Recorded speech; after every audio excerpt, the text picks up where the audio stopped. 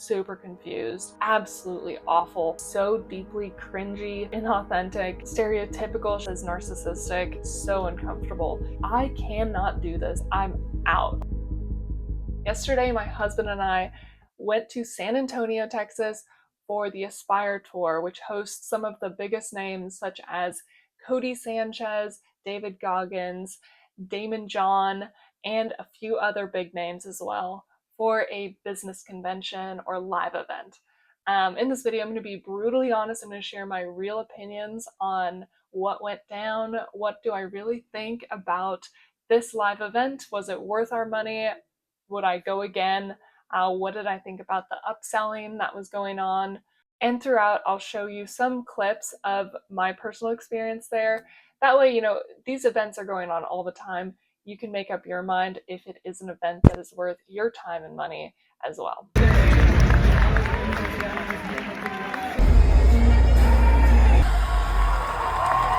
17? Yeah. God.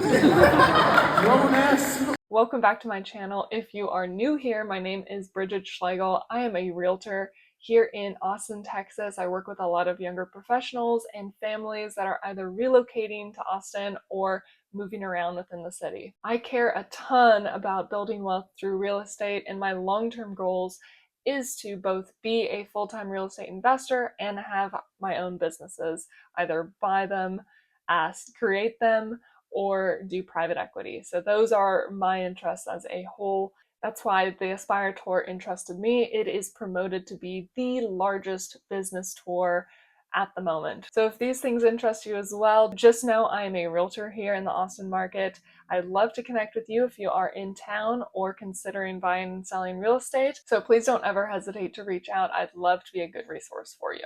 So to preface, for the Aspire Tour, I have never actually been to a mastermind, a live event. I've done a few webinars before, but I've never actually been to a live convention like this where there's multiple big names, lots of speakers, full day event. I've never been to one of those before until yesterday. This particular one we discovered through being a follower of Codie Sanchez. My husband and I watch a lot of her content. We want to buy businesses, we want to create businesses. So a lot of her content is something that's been interesting to us.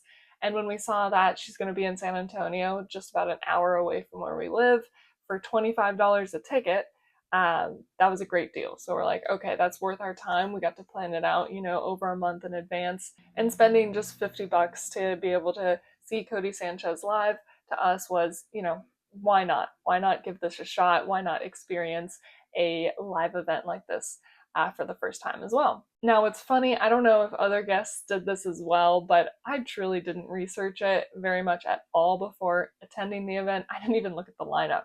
So when we got there, we were actually very pleasantly surprised to find out, oh, David Goggins, another huge name in the business, entrepreneurial, and just motivational world, was giving a speech as well. Total shock. I did not expect to see him there at all.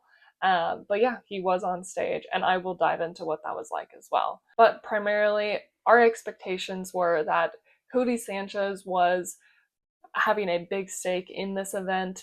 Turns out she was one of the speakers, but it's not her event. We learned that while we were there, which is completely fine. But the event is co-founded by two specific names, and that's Eddie Wilson and Andrew Cordle. I had never heard of these two guys before, but they were quickly introduced to us near the beginning of the presentations as the co-founders and the creators of this Aspire Tour. Now, I learned through being there yesterday that Eddie Wilson is a billionaire, but also very well known for having big exits and these large foundations. Andrew Cordle is an entrepreneurial, inspirational speaker, seems to be very involved in different businesses as well. Again, both of these guys, I still don't know a full lot about them, but we did get a good view of who they are just through the event itself. Both of them also seem to have a lot of ties to real estate investing, which excited me. I wasn't really expecting to be talking about real estate at that event, but there was a lot of mentioning about real estate investing.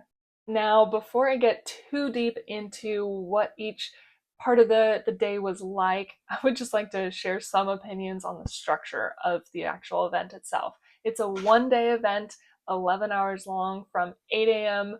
through 7 p.m. There is a lunch break, but pretty much the entire day there is just one after another things going on. There's very rarely any dead time. Honestly, in that sense, I didn't have really any time to network.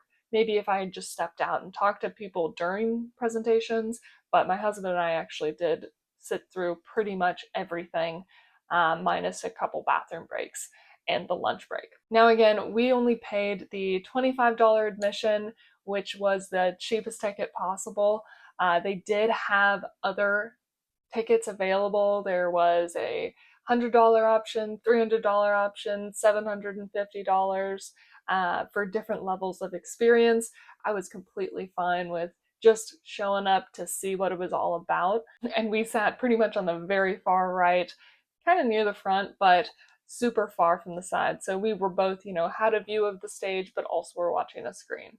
And in total, it seemed to be that there was somewhere between 1,500 to 1,800 guests. Online, it said 92% occupied, but they were still selling tickets the day of. They hold this Aspire tour once a month, apparently. Again, this is the first time we've ever heard of it. Apparently, it's been going on for 30 months straight, and this was their 30th Aspire tour in a row. Which, I mean, props to them. That's clearly big. I'm amazed that we've been on the internet for all those times and I've never heard of it. But truly, their setup, their stage, the lighting, everything was very smooth. Everything went very well. A couple of things we were kind of confused on was, parking wasn't free, which is fine. At the end of the day, like, that's totally fine. But it would have been nice to have a heads up. Because parking being like $16, it's almost the same cost as the ticket that we spent to come in the first place. Another thing was just no itinerary. I love an itinerary. I really want to know what's going on. And now in retrospect, I can see why they didn't have an itinerary, because there's these big names. But in the beginning, I was just confused. I just didn't know who to expect when, right? It's a long day, so, I can see why they just want to make sure that people stay through the whole event. They don't want people picking and choosing what hours to be there and having a bunch of gaps in the seats. And quite frankly, the room was packed. Like, there was a couple open single seats, but there wasn't, big, large rows of open seats. It was a very full room pretty much from start to finish. I did not see a lot of people trickle out, which honestly surprised me. For a long day event, it's hard to keep people entertained for all that day, but they definitely managed to do so. And with that, we basically discovered that David Goggins, once we realized he was going to be there, we were equally, excited as well, but clearly he was the main attractor. And he was, saving the best for last. So they kept name dropping him throughout the entire day. And of course, he was the last one to come on. So basically, as an overview of what I learned from just, kind of observing it for a day, is that these Aspire tours, they are, traveling from city to city every month. They get different speakers, different big names to be their main attractors. Those are the ones that are marketing it for that month in that area to get locals to, sign up, buy those tickets. And then from there, they do have a big section of time where those main attractors get to speak, but the primary focus, or not the focus, but the primary speakers are Andrew Cordle and Eddie Wilson, because it is their event and they're the only two out of all the speakers who actually have anything to sell. Which, when it comes to the upselling, I kind of had a general expectation that when you go to these live events, that whoever's on stage has something to sell, and it's a pitch. That sometimes there's things to learn, and then sometimes they're just trying to get you to buy, their book or a program or a mentorship. But it was very refreshing to just know that, as we were going through it, not everybody that's on stage is there to just sell you. Most likely these speakers, I don't know for sure, of course, but Codie Sanchez, David Goggins, most likely they're paid to be there, but they did not have a pitch themselves while on stage. Codie actually gave out her book for free at the check-in desk. And what she did, what I thought was pretty clever for a marketing perspective, is right when you open up the book, it has a QR code that takes you to her website, where she does have her own, 3-day that's her upsell pretty much, where she has a 3-day workshop, and then from there you can actually get more time learning from her about her business strategies. So that's just how that worked. The primary guests, did not have upselling in the actual speeches, but the hosts did. That's Eddie and Andrew. Now, when I'm thinking about business, I always want to try to guess how much they're making, right? And I tried to do the math. If all 1,500, erring on the lower side of the guests, if all 1,500 people there paid just the general admission of $25, and that's the early bird pricing, not the last minute pricing, which was double that at $50 for the general admission ticket. If everybody bought just the general admission, just right there, that's about $37,000 in just ticket sales. And then not only that, but people actually did pay a lot more for the different experience, different levels. So my best guess is that they're probably making somewhere around 50 to 80,000, maybe more. Honestly, probably more than that, in just the initial tickets in through the door, which is just interesting. And that's just a gross estimate of the base income. I could be completely off on that. That's just my guess. But there was quite a lot of people that had signed up even for those platinum package experience that was $750. But they got lunch. There's probably so much more expenses included that we can't even tell what that actual net would be. There was so many employees all throughout the room as well. Plus the hotel, it's a massive room. I know those rooms rent out for tens of thousands of dollars too. But I'm sure this part isn't even interesting to you, so I will continue. But yeah, so when we first arrived, we got our check-in. We got the Codie's book for free, which was a lovely surprise. And then we went inside and sat down to, quite frankly, the worst speaker I have ever sat through before. And I'm going to be so, I'm going to try to be as nice as possible. I'm not going to name drop the speaker. I don't even know if they were in the actual full lineup of speakers that day or if they were just an opening hype act. It was just absolutely awful to sit through. Apparently she was an actor and some big name, but truly had never heard of her.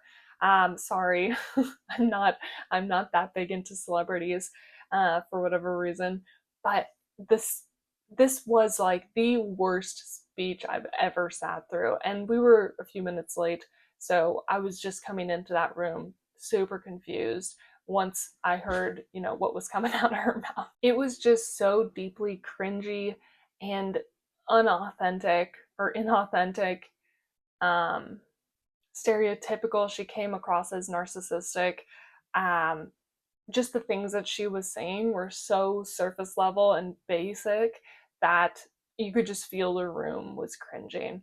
And quite honestly, within like 5 minutes of sitting down, my husband and I were eyeing each other, and I was like, I cannot do this if this is what the entire day is going to be like. If people are going to talk like this, I'm out. Like, I was packed up and almost ready to go within 5 minutes of sitting down. That was our initial first impression, actually. Now, don't get me wrong, what she was saying was not inherently wrong or bad. It was just the way that she was speaking that just rubbed me the wrong way. Maybe some people in the audience were good with it, but quite frankly, it just came across so uncomfortable. When someone sings at the end of a sentence, I can't do it. Essentially, it gave me this feeling that we were in a, hype music. We were in this hype phase before they start selling things to us. That was what the feeling was from that speaker. And I'm so sorry, to whoever you are. I hope you don't ever see this. You probably won't, but hopefully whoever is working at Aspire does see it and takes that into consideration, because I nearly was out the door as fast as we came in. And that is just me being completely brutally honest. Anyways, we sat there in pain and waited out that first speaker, kind of talked to each other briefly, and we're like, okay, well, if the next speaker is also this bad, we're out of here. But maybe it's just a one-off. Maybe it's just she was not, meeting our expectations for whatever reason. It just felt, again, so surface level that, if aliens were coming to Earth, and it needed a summary of just how to interact with humans and also sing a musical at the same time, that's what they should listen to. But thankfully, we stuck it out because that was not the norm. The speakers after her were actually quite charismatic, quite funny, quite engaging, and we did enjoy ourselves pretty much from there on out. But yeah, Aspire, please take that into consideration. I nearly left. It was a real turnoff the way that that first speaker was presenting. So once she was gone, they introduced Andrew and Eddie, which I've already explained to you, but again, at that stage, we were just first learning who these people were. Eddie has a foundation that he helps build wells and support orphanages in different third world countries or areas around the world. And it was heartfelt, it was important, he shared a lot about it. And what was interesting is while we were there, I was thinking, okay, this is clearly leading up to asking for a donation, right? Which is fine. I'm all for donating and helping out. But at the same time, I was thinking, I don't know if I want to be donating to someone so far around the world when we just had these floods happen in Kerrville, which is a stone's throw away from where we were in San Antonio just a couple of days ago. There's people here that I'd rather support. But thankfully, to my surprise, they were smart enough to pivot this. And he did talk about his foundation, but he was like, look, I'm not going to ask for you guys to donate towards my foundation today because I know that there are people in need closer to home. And instead, he had a donation link to the Kerrville flood, which at that stage, yes, I absolutely did donate because that I was just impressed that they were aware enough to, pivot like that. That is definitely props to them, or Eddie in particular. They brought on Daymond John, which I knew of him, but I didn't know him too well. He is on Shark Tank as one of the sharks. So I've actually seen a lot of his, talks before, just on different Shark Tank videos. But it was very cool to actually see him in person. Again, silly us, we just did not look at the lineup. We would have known he was going to be there beforehand. I didn't take a lot of notes, but he was charismatic. He talked a lot about AI and just the importance of getting into businesses that have AI because it is making a big difference right now. They also brought on David Meltzer. That is a name that is so familiar. I definitely have heard about him and seen him, but another, kind of a behind the scenes, I guess, type business coach, entrepreneurial person.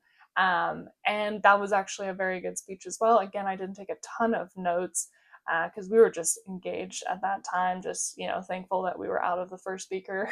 Sorry.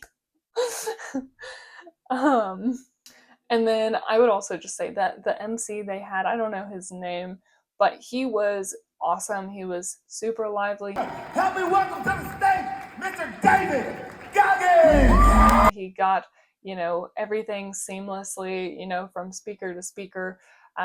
Lots to say, lots of energy to bring. Things are talking to each other just like that. And here's what I want everybody to do on the count. So props to that MC. I know that's not an easy job either. So then Eddie Wilson became the next big speaker on the stage, which was quite interesting. He's a very interesting guy. I feel like there's definitely a lot to learn from someone like him. He's actually, as they kept emphasizing, a third generation, very wealthy person, which there's nothing wrong with, of course. But he definitely leans into real estate. So, of course, that's why I was super interested. Typically selling as distress. And you have to go say, hey, I'll give you less than what you want for this property. A lot of his wealth comes from real estate and particularly in the private money sphere. Now, I actually spent nearly 3 years down in Houston working with investors and wholesale, where my primary lender was a hard money lender or multiple lenders. But I closed probably 70 to 80 different hard money transactions with investors. So I do have some perspective on private money, hard money, and what it's like to be in that lending world. Even if I wasn't directly a lender, I have some experience with it as well. So this was Eddie's thing, is just how important, private money is. When there's a distressed property and an investor, being in the middle as a lender is usually always a win because you are either going to make profit off of points or interest rates or both, depending on if you are the private money lender or if you're a loan officer. Basically, he just talked about how there's a lot more capital out there that's available for investors to be using, and that you're better off positioned as a lender than you would be as the actual investor, because the lender, you're not actually getting your hands dirty, but you are going to profit from the transaction. Now, I hope that doesn't sound like a bad thing. I honestly love the idea of being a lender. I'd actually love to be a private lender someday. So a lot of what he said resonated with me, but I know from firsthand experience, it's not that easy to be in that world. Perhaps maybe if you are the private money lender and you have the capital that's being loaned out, that might be a different position. I've never experienced that. But being a loan officer or the actual lender that is networking their ass off, that's hard. That's a hard business to be in. So, I mean, I've seen some of the good, bad, and ugly of hard money lending and private funds, just to know that it is not as easy as it sounds, and just, learning about it does not make it a very doable thing quickly. Like, it is a networking game to be able to do enough loans to make a lot of money. And that's kind of what he was doing, is he's basically trying to, connect to people that would like to get into the private money world and probably work for him in some sense. I didn't get too deep in it because he was selling a 3-day program to learn more about that. So that was his pitch. This is the first time in the day that they're actually pitching something. And it was a long speech. He builds up a lot of rapport. Sounds like I'm talking about it from such a third person perspective, but I care a lot about marketing. I care a lot about sales. So that's just how my brain works. I'm already kind of analyzing how they're structuring it, not just the experience itself. But that actual upselling experience was interesting for me because I've heard about it, I've seen videos of it, but I've never actually been there in the moment. Essentially, he's selling a 3-day experience or a 3-day learning opportunity about his private money resources, expertise, tools, all of that, but for $199 or $200 for those 3 days. You're allowed to bring a partner, which is, cool if you break it down that way, $100 per person, but 3 days is a long time for me. I don't just look at it as the monetary at that stage. 3 days spent, anywhere is 3 days that I could be working with my clients or, prospecting or whatever else I need to do for my real estate business. So for me, it wasn't worth it in the moment, at least, but it was wild. There was over 1,000 people in the room, and a lot of people ended up rushing to those front and side tables as the pitch is coming to a close, right, to sign up. My guess is probably 30 grand minimum there from just signups on the spot. If they had about 150 slots open, $200 each, that's probably around 30 grand, which is pretty impressive. I wish we could get more, specifics in the, 1-day event, but I understand that when there's so many different speakers, and quite frankly, a $25 ticket, I don't expect to be getting too much out of that other than getting to see people talk for a few minutes on stage. It's understandable that their time is worth more, but ultimately it felt pretty wild. You can definitely, he's a very good speaker, and I was waiting for that pitch, right? But it was subtle. And props to them for being, very good dialed in speakers. I'm really not critiquing them for upselling. I don't think it's a bad thing to do so. I think that's just part of business, and that shows why they're such good business people in the first place. But I'm also a skeptic, so I really make sure I know who, what, when, why before I make any decisions. And of course, like I said, 3 days of my time is very expensive, and if I'm not in the position to actually apply the private money lending information at this time, it just doesn't make sense for me to spend the money and time. Codie Sanchez was the first speaker after lunch, which I was a little bummed about because, again, there's no itinerary, so I didn't know exactly when she was going to be coming on. It's all just kind of like alluded, she's coming soon, right? And of course, lunch was very short and had to walk pretty far to find a restaurant on site that didn't have long lines. Still had a long wait. We ended up not getting back on time, and Codie was already on stage, which again is fine. would have loved to catch the beginning, but we got the most of it. She is an incredible speaker. I had this moment where I looked down the hall at one of the MDs, one of the partners at my firm. Lots of energy. She really commands the stage. I would love to be able to speak on stage like she does someday. Doesn't have a lot of fluff. I actually like that she shared some actual statistics when it comes to ownership of businesses. Again, she didn't sell anything in particular. She did shout out her BizScout website that is for buying and selling businesses online. And ultimately, it was just very cool to see her in person. I did kind of feel like a lot of what she said I had already heard or seen in YouTube videos. I mean, quite honestly, it's got to be hard to come up with more speeches that are not, things that you've already said or done before on YouTube. But I didn't mind that too much because she was great to actually share statistics online and also just kept it interesting and intriguing. So after Codie, Andrew was back on stage as the next speaker.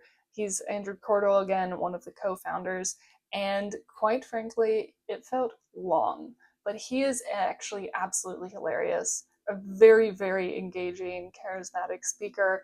He's kind of awkward, but funny. He makes people laugh constantly.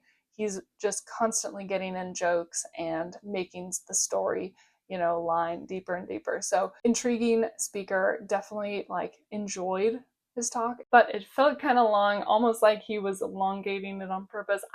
This is totally just a guess. I don't know for sure, but there was one speaker, Fleyshman, who was on the list when I looked back on it, but he didn't actually speak at the event. So maybe, just maybe, Andrew was expanding his speech to cover for 2 spots.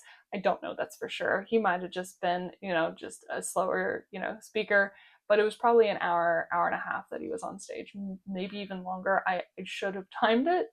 No, I didn't need to time it. He's a great storyteller. He builds a lot of rapport, and his focus is on the differences between the wealthy and poor, of how they leverage tax-free accounts, and basically how they structure businesses and leverage tax-free accounts, which to me, that is something that I'm absolutely interested in. I do a lot to make sure that my business as a realtor is structured properly. And quite frankly, what Andrew shared, it seemed like I'm, halfway there already. I'm just, have a lot of ways to go when it comes to actual, growth of income. But there are a lot of things that I do truly believe he probably has a lot more to share in tips and tricks and, business structures and different outlets of tax-free ways that you can, use your money in different ways. That is just not part of the general population's knowledge. So he did a good job of just storytelling and tying that in. But that's where, again, he's making a sales pitch as well. He's got his own program called Money Is, and that is his 3-day event that he is upselling to as well. And I'm going to be honest, we felt the temptation because this is a topic that my husband and I actually spend a lot of time thinking and talking about, not just trying to avoid paying taxes, right? But actually structuring our businesses to the best of our ability. And that is what Andrew focuses on. We thought about it. I looked up some reviews though, live while we were sitting there. And quite frankly, a lot of the reviews sounded very positive, that it was worth the money. But there was also some that said, okay, well, you pay the $200 to go to the event. They do share some stuff with you, but to actually implement those tactics, it's still going to cost you a lot of money as a business owner, to have the CPAs, the business structures, etc. And not only that, but oftentimes at the 3-day event, they're still going to have another upsell to another membership that's a lot more expensive, like $15,000 or more. So we thought about it, but again, despite that being something that we're interested in and things that we do want to implement someday, it's just not applicable today. Like, we're already probably 70% there of all the different tax-free accounts or business structures like S Corp, things like that, that we're already implementing into our lives today already. We're already getting there on our own. And when we have bigger businesses someday or more capital, then the things that he can teach us are going to apply more then. So there's just no point in, again, spending time and money, or money and time to do something like that when it's just not going to apply yet. One thing that I thought was very clever in his presentation, or I guess pitch, I would say, is he actually somewhere in the middle said it's worth 750, and that's what he was going to be asking for the, price. But then by the end of his speech, he brought that 750 down to 200. So it was the same price, or 199, same price as Eddie Wilson's 3-day program as well, but it kind of just gave you that extra like oomph. You could feel it in the room. People are like, oh, it was 750, now it's 200, and now they're standing up and going over. So it's just another interesting perspective. I pay attention to those things. All I care about is marketing and pitch and all of that, how people present things.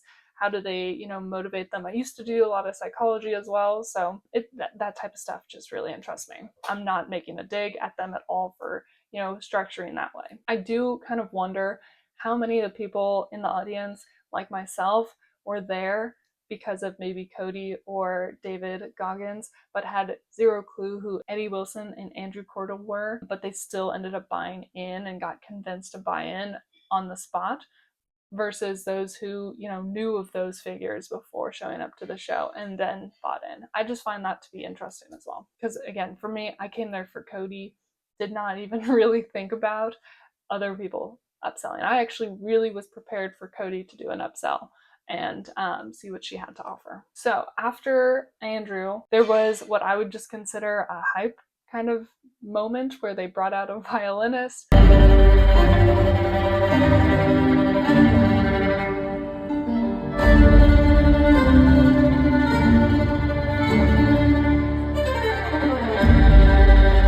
It seems to be that at each of these Aspire tours, they bring on some form of artist kind of as, not, I wouldn't call it a filler, but just kind of like a mental break. And that is probably the time where we could have gone outside and, talked to people as well. But it was a violinist who does DJ mixed, I guess, pop music. She's great. She was actually really, really good. It was definitely like a kind of an awkward mix between, there's families there, there's, older people, there's business guys in suits, and just wasn't really prepared for like a DJ mix, violin solo. Like it was like an odd mix with that crowd, and I feel like the audience was stiff and just like unprepared, and felt a little bad for her performing that way, just because the audience was not, a hyped up crowd in that sense. Also, her violin microphone went out for probably like 30 seconds and she totally powered it through, but I felt bad over that too. Overall, did a good job. Just kind of like a weird choice for that type of event, in my opinion. If I can find her name, I will put it in the description below if you want to check out her music. We also had a quick talk from Stein Jr., another name I had never heard of before, but glad I do know who he is now. He's a performance coach who worked with a lot of NBA players, particularly Kobe Bryant, and he was definitely there for the motivational side. Again, didn't take a ton of notes on the content, but I remember enjoying it. It wasn't super long, but an interesting guy for sure. Then last but not least, we did get David Goggins on stage, and definitely the room was pretty wild over him. I really did not realize it until that point, but there was more people there for David than anybody else, for sure. He was essentially the main attractor for this event, for sure, and he is fantastic on stage. Like I've seen some of his content. I never really got too deep in it, but I obviously knew who he was. I knew what he was about. He's very straightforward with his words. He doesn't bullshit anybody. Nobody yesterday connected with the audience as much as David did. They brought out 2 chairs, one for Eddie, one for David Goggins, to have kind of like a Q&A together, and he did sit for like a couple minutes, but ultimately he was, once the crowd had the opportunity to ask questions, David was on his feet, basically on the edge of the stage, as close as he could get to whoever he was talking to. And it really felt like he is, involved in that person, whoever he's engaging at that moment. And it's just a very raw type of a feeling that you don't get from a lot of speakers. A lot of people, you can tell that they're kind of fearful. They want to kind of keep a boundary between the audience and themselves. David is all about whoever he's talking to. And that's probably why people connect with him so much. Trust me, it was a wild experience. I didn't expect him to be there, let alone there for 30, 40 minutes and engaged with the audience, not just there giving a quick, hype speech and then bounce. All right, on the count of 3, let's blow this motherfucker up. 3, 2, 1.